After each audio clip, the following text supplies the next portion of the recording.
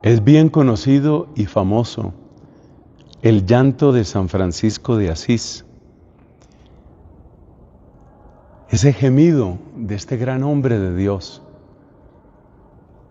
El amor no es amado. El texto del Evangelio de hoy conecta con esa frase de San Francisco.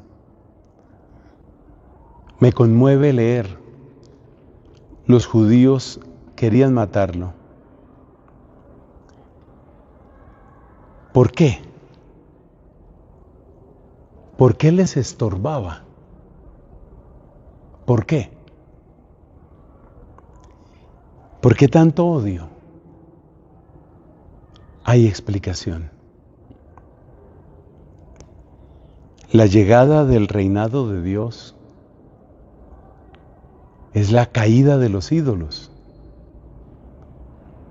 Y el que vive de la idolatría, y el que saca provecho de la idolatría, y el que está a gusto con la idolatría,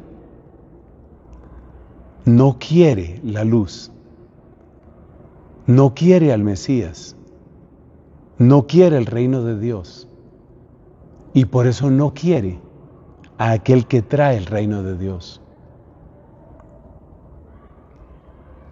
El que vive rectamente se convierte en una denuncia de mi vida incoherente, de mi vida mediocre, de mi vida idólatra.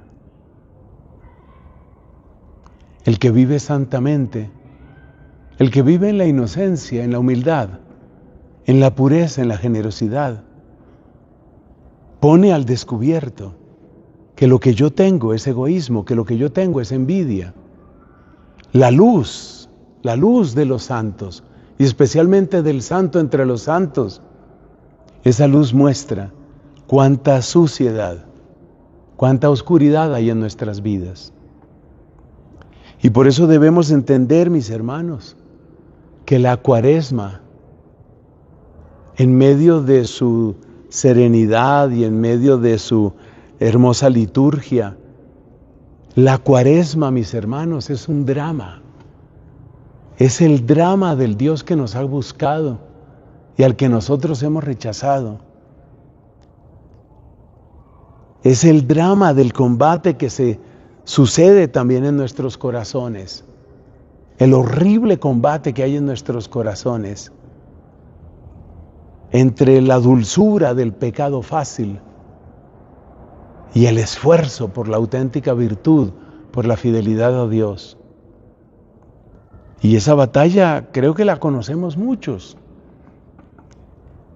Y creo que no hemos hablado lo suficiente en esta Cuaresma sobre ese elemento, batalla espiritual, y en eso estamos. Nosotros entramos con Cristo al desierto, lo dijimos desde el principio, pero ¿entramos a qué? ¿A recibir aplausos, palmas, felicitaciones? Entramos a combatir. Y la Cuaresma nos recuerda que la vida es combate. Como dice el libro de Job, ¿no está acaso el hombre en la tierra como prestando un servicio militar? La Cuaresma es combate. Y eso tenemos que recordarlo todos. Santa Catalina decía que pasado el primer momento del encuentro y de la primera conversión, se necesita, decía ella, y se lo decía a todos, hombres y mujeres, virtud viril, la propia del soldado, la propia del combatiente, la propia del que sabe, como decía mi maestro de novicios, que ahora las balas son de verdad, que el enemigo no está jugando, que tira a matar y que tenemos que aferrarnos y permanecer en aquel que nos da la vida y que nos da la luz. No nos engañemos, hermanos, no nos engañemos. No vivamos de fantasías, esto es combate, esto es real y de lo que se trata es de la eternidad.